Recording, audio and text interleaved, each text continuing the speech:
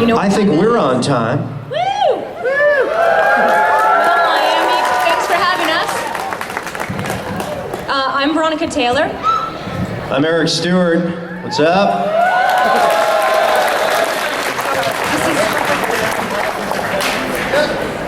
We're getting a mic. This is a Q&A, so I suppose we should just open it up to Q's. Yes, we have a microphone right here. Who wants to ask some questions? Come join us. Step down. All right. Give me a little bit more on purple. All right, where you caught me off guard was you did the show before the pre-show. Oh. It's a pre-show. We're ready for the warm-up. Ladies and gentlemen, are you ready for a really good Q&A? All right, now when my stars get here and I bring them out on stage, I want everybody with questions to line up over here, and I want you to notice how close I'm holding the microphone. We have these very sanitized, antiseptic microphone condoms. Don't be afraid of them. If you're out here, no one's gonna understand what you're saying. And if we catch anyone doing that, and even them, the pros, if you catch anybody too far away from the mic and you can't hear them, I want you all to yell the word closer. Let's try that one time. 1, 2, 3. And they'll get right on the mic. All right, a little bit more on purple because I'm loud and I'm still barely. Josh, a little bit more on purple. Thank you. All right, now, a big Miami welcome for our stars.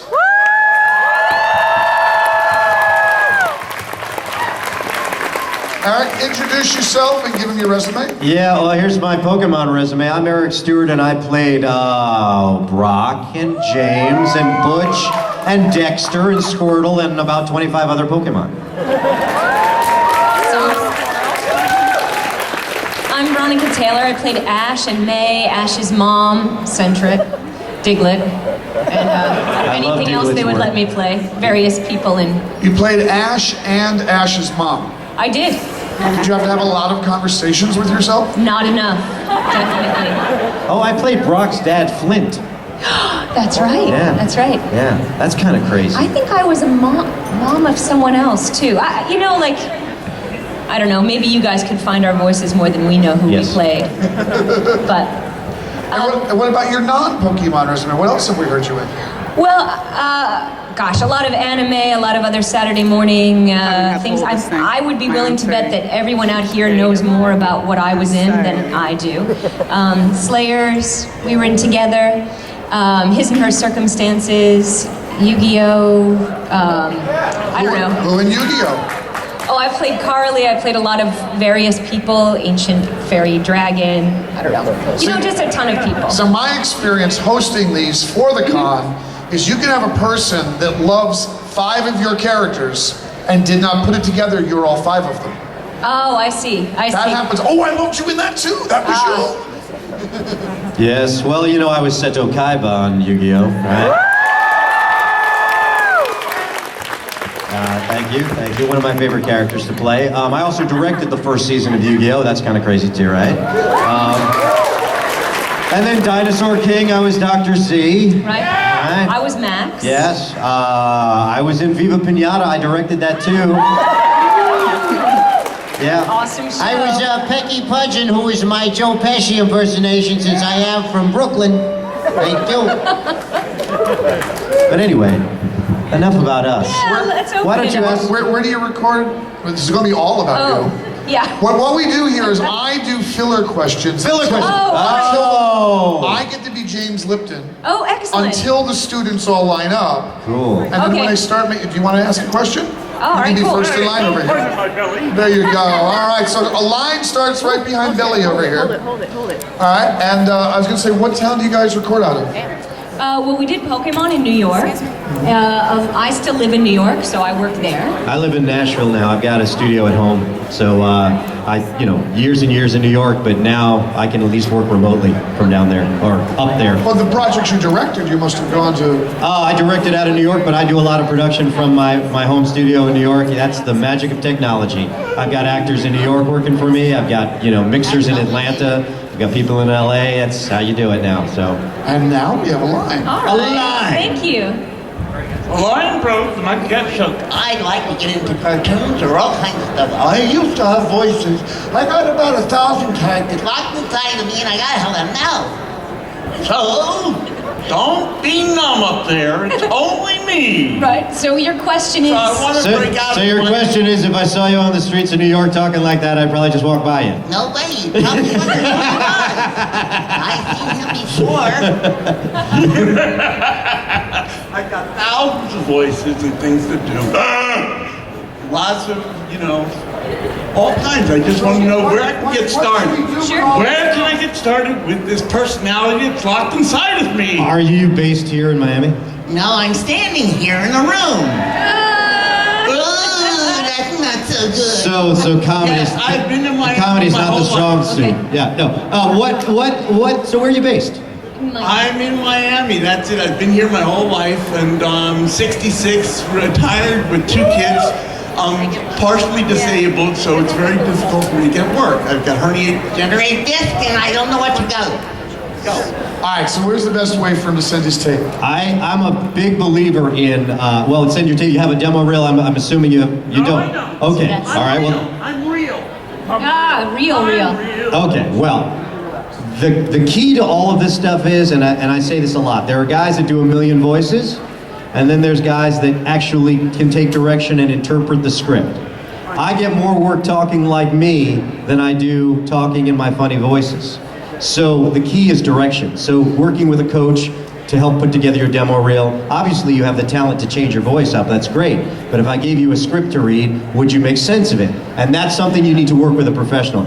I also am a big believer in the lost art of being an apprentice or being an intern. Now you are obviously beyond that stage maybe in what you think in your life, but if you can go to a radio station or you can go to an advertising agency that has voice work going on and say, I would like to be involved in what's going on, and in return I can help you do X, Y, and Z, and not looking for the paycheck to do that, you'll learn more, and you might be, because you're on the premises, you might be asked to read something. And I really cut my teeth working auditions for children's theater, where I would walk in the morning and there was 9 shows that they were auditioning for, and I worked on my cold reading skills that way, so that I would play all the different characters, figure out what was going on in the scene. It's a lot about acting class and then putting it into practice. But definitely you need a demo reel regardless to send out. Thank you very much. You're welcome, and good luck. Next up. Hey guys, Hi. Hey. my name is John. I'm a big fan of. Okay, sorry. First time mic. All right. Eric, your life. Sorry. My life is kind of in your hands right now. Oh goodness. Don't give me that kind of responsibility. It's nothing serious. It's mostly about I like to believe in like true love, the kind of shit. Okay. Later on or now, whenever you have time, I kind of need an autograph for you so I can give it to a girl so she can Impress a girl. I will definitely help that. I'm a true romantic myself, so if that helps you win your true love, then I will definitely do that. All right. Are you 2 men moving to the table? Yeah, we both have, We we're were sitting next side to by each other. side. Where at? This floor or upstairs? This floor. We're near the Power Rangers. I think it's row 600. I'm not sure. Do you know Erica? There's There's a 600 would be in the middle of the room. Yes, that's where we are. in the middle of the room. All right, so look for them in row Find 600, us. probably right after And- this Q&A. and But I won't we're sign it as all- Brock because he doesn't get lucky with the ladies, all right? That's So right. maybe we'll do it as Kaiba. We're here all weekend at our table, Yeah. so swing by. Nice. Hey, how's it going? How are you? Good. I'm not from here. I'm from Delaware. I took a 2-hour plane to get here, so. Wow. I'm from New York. I just got here too. Nice. My question for you, Veronica, is what is the best thing doing voiceovers for cartoons? What's the best thing that's ever happened to you in your experience? I'm not sure if this is answering your question, but the best thing for me is being in cartoons. That answers I it. love cartoons. I always have since I was little, and the fact that I can go to work and play a 6-year-old girl, a 10-year-old boy, a 90-year-old woman, and a carrot or something is Carrot. is a pretty amazing day. And then life is pretty serious, and even though cartoons have a serious side to them, it's pretty nice to get lost in other people's lives. Thank you, it's the truth. Yeah, it is the truth. Yeah. Thank you. Thank you. See you. Hi guys. Hi. What's up? It's actually for the both of you. Back mid-90s, you know, Pokemon was starting to become a big thing. The games were huge. You guys got the scripts for, you know, the show. What was your reaction? Did you guys think it was actually going to become this big, or what was your initial thought? For every show that we've worked on, you know, there's like, you know, 50 different series that we've worked on. That's like, you know, winning the lottery. So every time we go into a job, they're like, this is going to be huge. And of course, then once we did Pokemon, everybody said, this is going to be bigger than Pokemon. And we're like, no, it's not, but that's all right. You never know. You never know. I was just talking to one of our executive producers from way back when, and we were trying to remember how long he and I had worked together. And I said, you know what? I was the guy you hired to do the pitch for the first commercial for Pokemon before I was even in the show. Wow. And I sat in a room with 10 people, and nobody knew how to say the word. They were like, I think it should be Pokemon. No, it's Pokeman. No, it's... And so, you know, one line of copy took like an hour and a half to record. So nobody knew what that show was going to be like. But thank goodness it did. Yeah. Even, I mean, we would go in to record and they said, oh, it's going to be on TV in the fall. Yeah. I think we all were like, okay, you know. And then it came on at 6 a.m., and which was pretty exciting, but then we didn't know that anyone was watching it.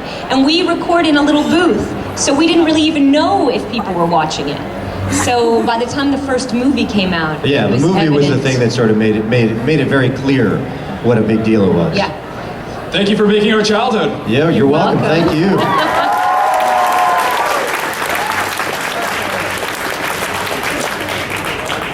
Musical accompaniment. Okay, there we go. So working in dubbing, what was probably the hardest dub you had to do in terms of the lip flaps, and the funniest story you had in the booth with dubbing? Cubics was difficult because it wasn't it Korean? And everything ended with an open mouth. And so a lot had to be rewritten. Yeah, I worked on 2 shows that were non-Japanese dubs. One was GoGoRiki, which was originally done in Russian, and there were so many more syllables than what we had to do and lip shapes. And the other one was a very, very funny show called Funky Cops. Oh my gosh, I was just looking that up the other day. Which so I gotta tell you gotta look for our version of it because it's really great. And but that was in French, so every word ended in a vowel, an open mouth. So, you know, that made it difficult as well. But I gotta say, Draq was given things where he had to sing and do stuff that was not so easy. I mean, I remember some of his ridiculous, like, when he's dressed like the Spanish dancer with the maracas and stuff like that. As like, you know, crazy stuff like that were thrown at me and be like, okay, this will be a challenge. I would say the most difficult thing for me, I was doing His and Her Circumstances, and Yukino had this amazingly long scream as the whole background was spinning around and around, and I made the mistake of not breathing. And so I reached the very end of the scream and then just passed out. I give it all. Yeah. But you know, the worst part is that you see, there's always a window in the booth, so the engineer was out and could see me standing there, and then suddenly I was gone. And they were like looking over, are you okay? So yeah, that's probably the worst. Thank you. You're welcome. Good question. Hi, thank you for making my childhood, first of all. You're welcome. Simple question, simple answers. What's your favorite Pokemon of all time? Pikachu. Squirtle, first one I ever got to do anywhere was Ray-Bans. That's cool. And have you guys played any of the newer Pokemon games at all? I'm a gamer, but I'm a little bit more Gears of War, Borderlands gamer. What were the latest ones that you played? Like, what was the last ones that you played? I don't think I ever played a Pokemon. Fire Red. We have that at my house. Yeah, see? So, Thank you. Yep, you got it. My little brother actually wouldn't let me play. He'd always, and then go, no, let me show you, so. All right, I have a really quick question for both of you. As a voice actor, have you ever ran into a line you really did not want to say? didn't want to say or couldn't say. Yeah. Just Yeah. because I've definitely, I mean, I'm a little, I actually, as someone that reads, I cold read better than if I've studied the script. I'm a little dyslexic and I actually flip things around. And so there are times when I get presented with something that just gets stuck on your tongue. Of course, then I just close my eyes and I can say it. So that's my trick. But no lines that I've never, only if it was something where they wrote a line that was not in character, I would say, James wouldn't say something like that. He would not use a contraction. He would say, it is. He wouldn't say it's. So things like that, you know what I mean? And there was a point when scriptwriters changed in Pokemon where Ash wasn't very positive anymore. And I definitely was saying, you know, he would never say, oh, we can never make it. Right. He would always say, how can we do this? Right. And I think they didn't realize that until I pointed that out, that that's how it had been. But I have the same thing. I get tongue-tied on things, and you have to go sometimes 5 times before you can say it. All right, thanks. Good question. Good question. Good question. Wow, look at that cosplay. That's cool. Oh yeah, very cool. Okay. I've grown up with a Pokemon show since I was possibly 3, 4, so you guys pretty much made up my childhood. And like, it's just an honor speaking to you guys right now. Thank you. The good side, the good part of your childhood. Yeah. Right? Yes. The good, okay. Yes. Okay. Is it all right if I ask 2 questions? Sure. He's the boss. That was one. Yeah. 3. You get 3, that was 1. All right. So it's the genie now. Okay. For both of you, how was it like voicing many different characters in the show? Like you had Brock and James, you had May and Ash's mom. How was it like differentiating between all the characters? You want to start? Well, because we're dubbing, we record each character separately. So for Ash, for instance, we go through the whole show as Ash, and then Ash's mom, and then May. So we never, as in an audiobook, let's say, or a radio play, you never have to toggle between the characters in that moment. So it's easier to keep them separate. Yeah, I mean, I did the same thing. It would be James, then it would be Brock or something like that. I have done radio interviews where I've been on the air as Eric Stuart with James and Brock, and actually had to have a 3-way conversation like that. Right. What was really good was it was really early in the morning, and I think that's why I was able to do it, because if I really was thinking about it, I would never be able to do it. But also, I don't think I have a million different voices. You know, I pick registers, I pick different things that I can do, so it's not like I have to think too hard, what voice did I use? You know, I don't have that many. And my last question is, for Eric Stuart, can you do the Flaming Moltres line from James? How did you know that was my favorite James line? I think it's everyone's. I'm a flaming Moltres. But second only to, there is one other line that James says that I just want to remind you. Remember the movie with the unknown in it? Yeah. Oh yeah. I haven't seen this many strange letters since I placed that personal ad. So funny. I feel like we need to do a mashup. James needs to be best friends with Stewie Griffith. He actually is ripping me off. Yeah. I did that long before that show was on the air, so there you go. And I'm being one of the Crane brothers. Fraser, Niles, and James. That's who I am. That's who I am impersonating. Can you hear me fine? Yes. All right, cool. Because you're on the purple mic. All right, I know you were cast in 5Ds as Carly, I believe? Uh-huh. All right. Oh, they can't hear you. Closer. Better? Yeah. Yes. All right. Yes. You were cast as Carly. Carly. Obviously, right. you were Kaiba. How did you transition from Pokemon to that? Like, were you just approached by 4 kids like, oh, we like your voice here, so... Well, there's auditions all the time for, especially there, we were all working in the same, how many studios were at 5 studios. So you could be working in one and then people say, can you come and audition for this? Or they would hold auditions. All of those we auditioned for. The thing with Kaiba is I was working on Pokemon, obviously as an actor, but I would be self-directing a lot of things, and I also directed some of the other actors. So when they formed their huge production company, they asked me to come in as a director. They hired me as a director. And the first show they gave me was Yu-Gi-Oh! And I'm watching the first episode as we're doing the casting, and I said, this is gonna be a huge hit, once again. as big as Pokemon, right? That's what Yeah. they always say. And I say, because it's the 90210 of anime. To me, it's for all the kids that grew up on Pokemon and now are a little older. There's a little bit more drama, there's a little bit more relationship stuff going on. Well, the one character that they had not cast yet, because they did most of the casting before they hired me, was Kaiba. We read about 30 guys on that, all guys you know. And my producer just was like, no, I'm not hearing it yet. I'm not hearing it yet. Now that show had to go on the air very soon. And Kaiba's basically the main thing in the first episode, big important thing. And I finally said to the producer, I should play him. Because I know what you want. And I know what you're not hearing. Let me do it. And he went, all right. So I dubbed it. And he's like, exactly, that's what I want. So I was not trying to give myself a role on that show at all because I was already hired as the director. But now I can't imagine not playing Kaiba. I mean, with the sarcasm and all that, I mean, that's the other side of Eric Stuart. That's not really acting. Thank you, guys. You got it. Welcome.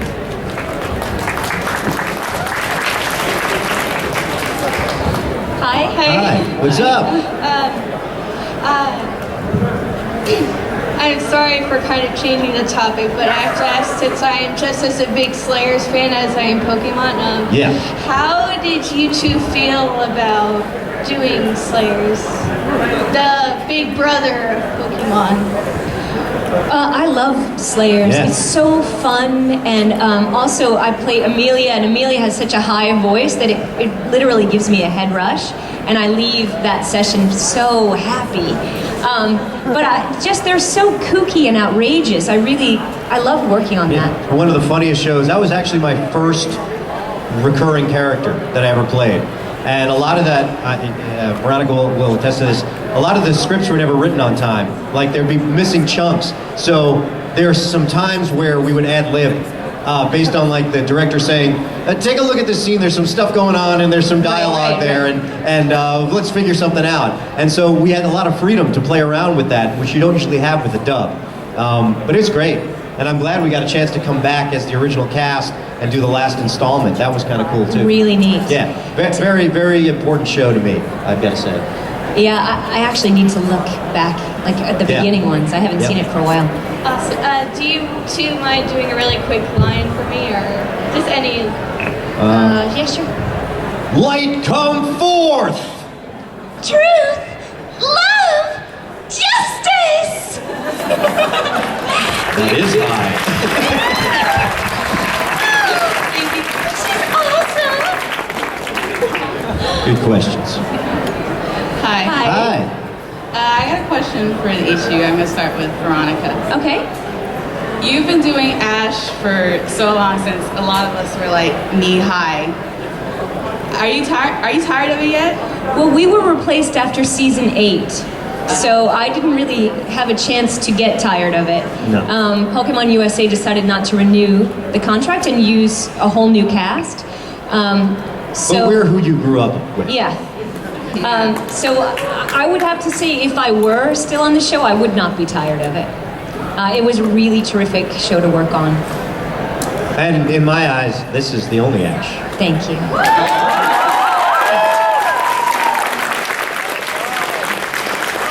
And my question for you Yep. here.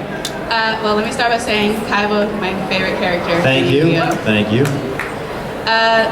What, like for Kaiba, like what was the best scene you've done with him and the saddest scene you've done with him? Oh, you know, it's not really specific in my brain. It's more just, I remember moments of the two sides of his personality. Very protective of his younger brother, you know, Mokuba. All that family stuff was great. And I even like when he's maniacal. I mean, that was a character that really tested the range of an actor. You know, and there's fans that come up and say, I hated Kaiba. And I'm like, that's cool, because that's part of what he was there for, too. And then other people are like, oh, my favorite character, he was so cool.